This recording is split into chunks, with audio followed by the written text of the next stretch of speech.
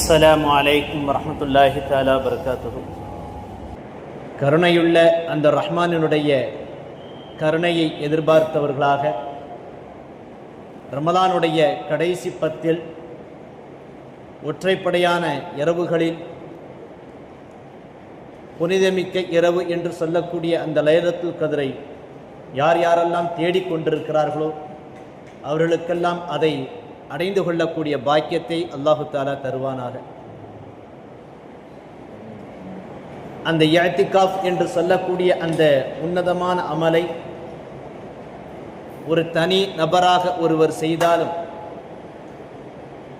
அவர் அந்த மஹல்லாவில் இருக்கக்கூடிய எல்லா முஸ்லிமுக்குமாக அந்த அமலை செய்கிறார். அந்த ஊரில் இருக்கக்கூடிய எல்லா இறை விசுவாசிகளுக்குமாக அந்த அமலை, அந்த நற்காரியத்தை அவர் செய்கிறார்.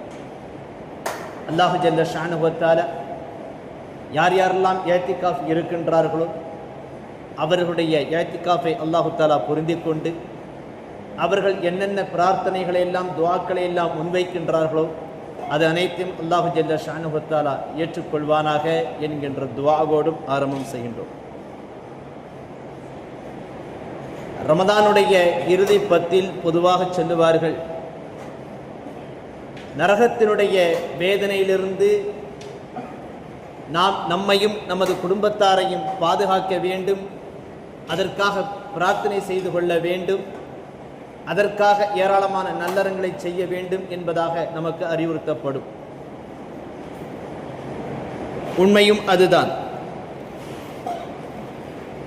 நரகத்தினுடைய வேதனையை விட்டும் பாதுகாப்பதிலிருந்து அல் குர்ஆனில் ஏராளமான வசனங்கள் நமக்கு எடுத்து காட்டப்படுகின்றது. அத்தோடு மட்டுமல்லாமல்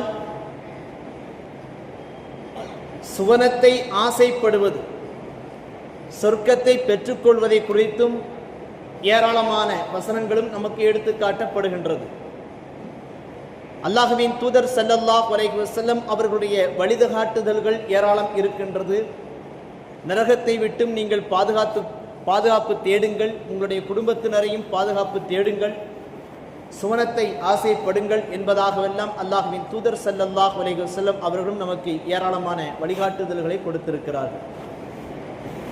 இது எல்லாமும் ஒரு இறை விசுவாசியிடத்தில் இருக்க வேண்டும். நரக நெருப்பை விட்டு பாதுகாப்பு தேடுவது ஒரு இறை விசுவாசியிடத்தில் இருக்க வேண்டும். சுவனத்தை ஆசைப்படுவது, அதற்காக பிரார்த்தனை செய்வது, அதற்காக செயல்களை செய்வது, நற்கர்மங்களை செய்வது ஒரு இறை விசுவாசியிடத்தில் இருக்க வேண்டும். ஆனால் அதையெல்லாம் தாண்டி இன்னும் ஒரு காரியமும் ஒவ்வொரு இறை விசுவாசியிடத்திலும் இருந்தது என்றால் அவன் ஈமானுடைய சுவையை அறிந்து கொள்வான் என்பதாக நமக்கு அல் குர்ஆனின் மூலமாக நமக்கு வழிகாட்டப்படுகின்றது.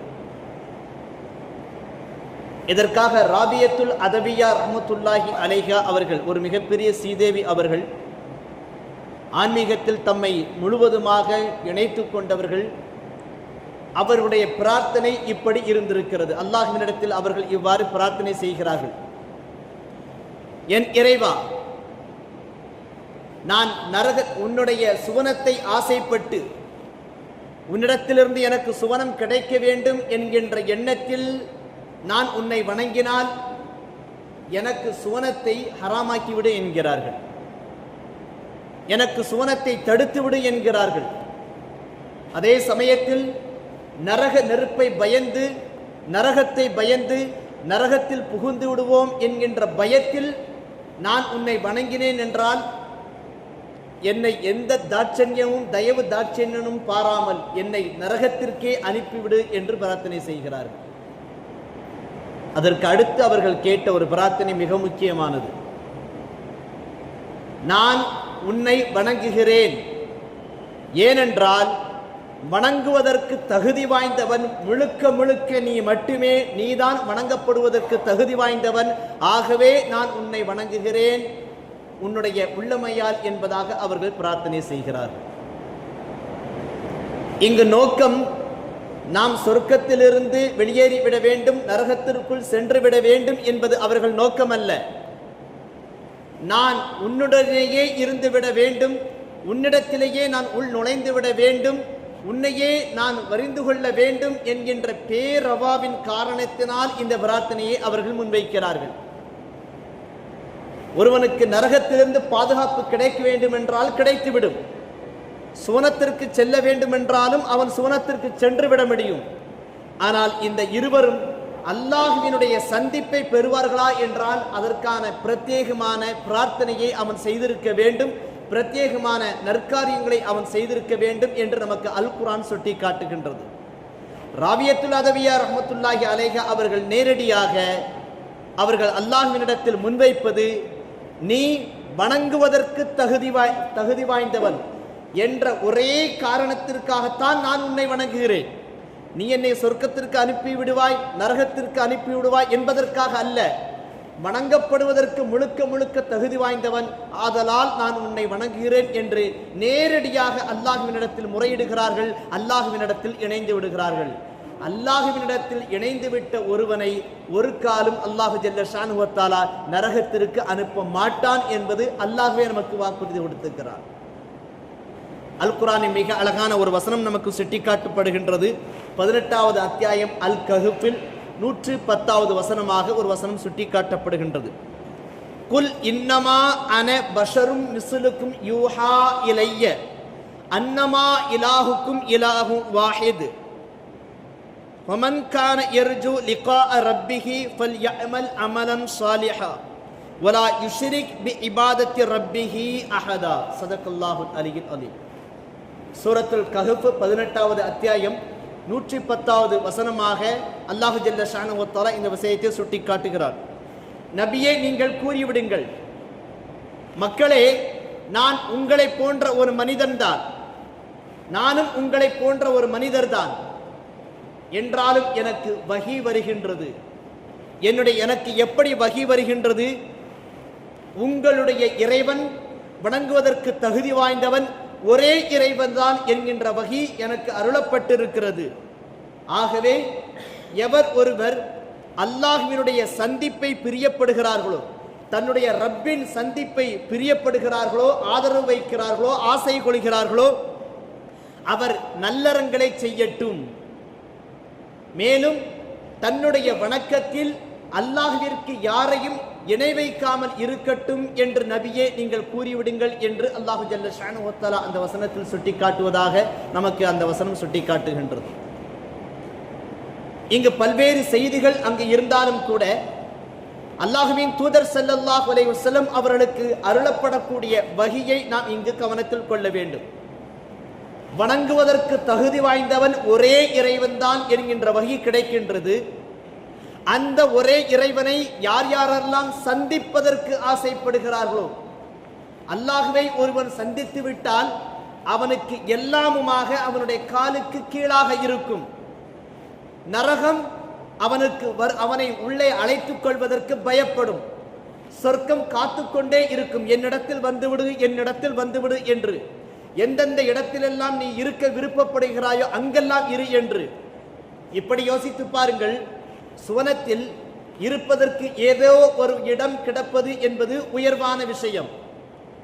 எந்த அளவில் நரகத்தில் நாம் இருப்பதை விட, நரகத்தில் அடியாளத்தில் இருப்பதை விட, நரகத்தினுடைய மேல்மட்டத்தில் இருப்பது உயர்வான விஷயம். நரகத்தின் மேல்மட்டத்தில் இருப்பதை விட சுவனத்தில் ஏதோ ஒரு மூலையில் இருப்பது உயர்வான விஷயம். சுவனத்தில் ஏதோ ஒரு மூலையில் இருப்பதை விட சுவனமே பிரியம் கொள்ளக்கூடிய அளவிற்கு எங்கெங்கெல்லாம் செல்ல வேண்டும் என்று அந்த மனிதன் விருப்பப்படுகின்றானோ அங்கெல்லாம் செல்லக்கூடிய அளவிற்குண்டான வானளாவிய அதிகாரம், வானளாவிய எல்லாமுமாக அவனுக்கு கிடைக்கின்ற பொழுது இது எவ்வளவு உயர்ந்த நிலை என்பதை இந்த வசனத்தின் மூலமாக நமக்கு காண கிடைக்கின்றது. வணங்குவதற்கு தகுதி வாய்ந்தவன் ஒரே இறைவன். அவனுடைய சந்திப்பை ஆசைப்படக்கூடிய ஒவ்வொருவரும் நற்காரியங்களை செய்து கொள்ள வேண்டும். அந்த நற்காரியங்கள் எதுவாக இருந்தாலும், எந்த நற்காரியமாக இருந்தாலும் அல்லாஹ்விற்காகத்தான் செய்கிறேன் என்கின்ற எண்ணம் இருக்க வேண்டும். வலா யுஷ்ரிக் பி இபாதத்தி ரப்பிஹி அஹதா. தன்னுடைய வணக்கத்தில், தன்னுடைய வழிபாடுகளில், தன்னுடைய நல்லறங்களில் அல்லாஹ் அல்லாத வேறு எவரையும் அங்கு இணை வைத்து விடக் கூடாது என்கிறான் அல்லாஹு ஜல்ல ஷானுஹு வ தஆலா. பிறருக்காக நான் செய்கிறேன், எனக்கு அது கிடைக்க வேண்டும் என்று செய்கிறேன், இது கிடைக்க வேண்டும் என்று செய்கிறேன் என்பதெல்லாம் இருக்கக்கூடாது.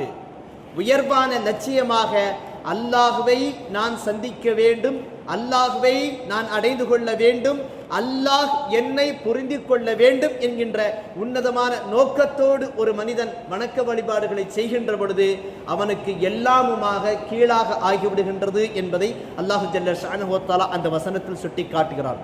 அந்த வசனத்தின் அடிப்படையில் தான் ராபியத்துல் அதவியா ரஹ்மத்துல்லாஹி அலைஹா அவர்கள் இந்த பிரார்த்தனையை மேற்கொண்டு காட்டுகிறார். அடுத்து மற்றொரு விஷயத்தை அல்லாஹு ஜல்ல ஷானஹு வ தஆலா தனது திருமறையில் சூரத்துல் காஃபிர் அல்லது அல் முஃமின் என்று சொல்லக்கூடிய 40வது அத்தியாயத்தில் 45 மற்றும் 46வது வசனம், 44 மற்றும் 45வது வசனமாக இவ்வாறு சுட்டி காட்டுகிறான். வ உஃபவ்விது அம்ரி இலல்லாஹ் இன்னல்லாஹ பஸீரும் பில் இபாத் ஃபவகாஹுல்லாஹு ஸய்யிஆத்தி மா மக்கரு. ஸதகல்லாஹுல் அலியுல் அதீம். ஒரு நீண்ட வசனம் அது, அதனுடைய சுருக்கத்தை மட்டும் நான் எடுத்துக்கொள்கிறேன். என்னுடைய காரியங்கள் யாவற்றையும், என்னுடைய செயல்பாடுகள் யாவற்றையும், என்னுடைய வணக்கம், என்னுடைய துக்கம், என்னுடைய தூக்கம், என்னுடைய உணவு, என்னுடைய வியாபாரம், என்னுடைய வாழ்க்கை, என்னுடைய வணக்க வழிபாடுகள், என்னுடைய திக்ரு, என்னுடைய எல்லா காரியங்களையும், என்னுடைய வாழ்க்கை, என்னுடைய மரணம், இது யாவற்றையும் நான் அல்லாஹ்வினிடத்தில் ஒப்படைத்து விடுகிறேன். அல்லாஹ்வின் தூதர் இப்ராஹிம் அலைஹிஸ்ஸலாத்து வஸ்ஸலாம் அவர்கள் இவ்வாறு அல்லாஹ்விடத்தில் சுட்டி காட்டுவதாக அல் குர்ஆன் சுட்டி காட்டும். அதை தொழுகின்ற பொழுது ஒவ்வொருவரும் தக்பீர் கட்டுவதற்கு முன்பதாக ஓதக்கூடிய ஒரு விஷயம், இன்ன ஸலாத்தி வ நுஸுகி வ மஹ்யாய வ மமாத்தி லில்லாஹி ரப்பில் ஆலமீன். என்னுடைய வாழ்வும், என்னுடைய வாக்கும், என்னுடைய ஹயாத்தும், என்னுடைய மரணமும், என்னுடைய வணக்க வழிபாடும் எல்லாமுமாக அகிலங்களை படைத்த அல்லாஹ்விற்கே உரியது என்பதாக இறைத்தூதர் இப்ராஹிம் அலைஹிஸ்ஸலாத்து வஸ்ஸலாம் அவர்கள் கூறுவதாக அல் குர்ஆன் சுட்டிக்காட்டப்படுகின்ற. அதை நாம் தொழுகையில் அந்த தக்பீர் கட்டுவதற்கு முன்பதாக ஓதுகிறோம். இமாம் ஷாஃபி ரஹ்மத்துல்லாஹி அலைஹி அவருடைய மதுஹபை பின்பற்றக்கூடியவர்கள் தக்பீர் கட்டியவுடன் நாம் சனா ஓதுகின்றது பொழுது எப்படி சுப்ஹானக்கல்லாஹும்ம என்று ஓதுகின்றோமோ அவர்கள் இதையே இன்னி வஜ்ஜஹத்து வஜ்ஹி லில்லதி என்று ஓதக்கூடிய அதையும் ஓதிக்கொண்டு இன்ன ஸலாத்தி வ நுஸுகி வ மஹ்யாஹி என்பதை தொடர்ந்து ஓதுவார்கள். அதுபோல நம்முடைய வணக்க வழிபாடுகள் யாவற்றையும் அல்லாஹ்விற்கே நாம் செய்துவிட வேண்டும். நான் என்னுடைய காரியங்கள் யாவையும் அல்லாஹ்வினிடத்திலேயே ஒப்படைத்து விடுகின்றேன். ஏனென்றால் சத்தியமாக அல்லாஹு ஜல்ல ஷானஹு வ தஆலா தன்னுடைய அடியார்களை உற்று நோக்கக்கூடியவனாக, உற்று கவனிக்கக்கூடியவனாக இருக்கிறான் என்று அந்த வசனம் முடிகின்றது.